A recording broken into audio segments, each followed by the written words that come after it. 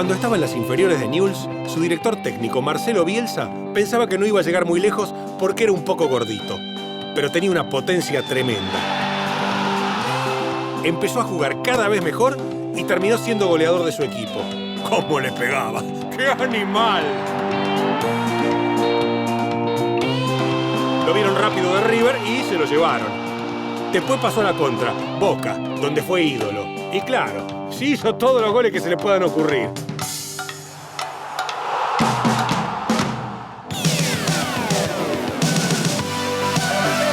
¡Qué monstruo! ¡Qué monstruo! ¡Qué grande fuiste, Batigol!